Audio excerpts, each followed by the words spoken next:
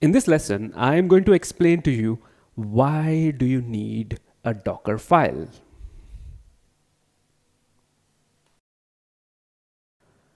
Let's say you want to run a container. Now, when you want to run a container, just like a VM, you first need an image. The question now is, how do you build this image? There are two approaches here. The first approach is a manual approach where you follow some instructions and run docker commit after modifying the container. The second approach is an automated way of building it, and that's where Dockerfile comes in. Let's now look at the first approach. As I mentioned, with the first approach, you would have to rely on certain instructions, or you'll have to remember the process of building it. You may copy the code, you may create an intermediate container manually, copy the code manually, and then go inside the container using maybe Docker exec. And then you would step by step perform the actions to install, configure, and run your application, test it. And once you're satisfied, you can commit those changes that you have made into an image using Docker container commit. Now, there are three main problems with this approach. First is it's manual. So you'll have to remember all these instructions, or you may have to, do a step-by-step, follow the step-by-step process, rely on some documentation. And every time you want to build the image, you'll have to do the same.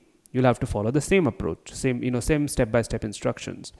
The second problem is, since it is not repeatable, it's not repeatable. So that's the second point. Since it is not repeatable, you cannot give it as a code to somebody else. And if your colleague wants to build the image, or if you want to do it again, you'll have to follow the same process over and over again. The third problem is it could be error prone, because if it is a longer set of instructions or sequence of instructions, there is a chance that you might forget some instructions in between, and that can have an effect on all the other steps and instructions also, and your image may not work.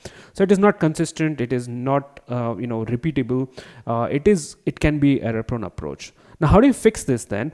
And is where Dockerfile comes in.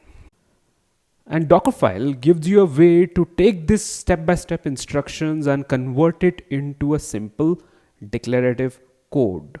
So as you see in this image, on the left-hand side, you have the manual approach, a step-by-step instructions, and a diagram which represents those actions.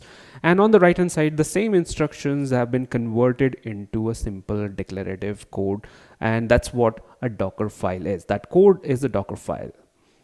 And then you can take this Docker file and provide it as an input to this image build process. Typically, you would build an image automatically using Docker build command.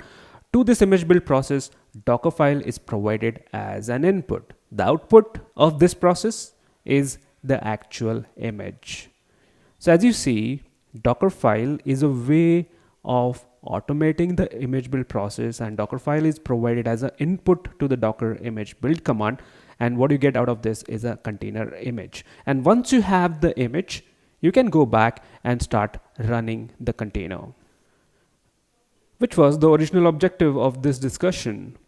Once you have the image built, you could also publish it and distribute it using the concept of the image registries, such as Docker Hub.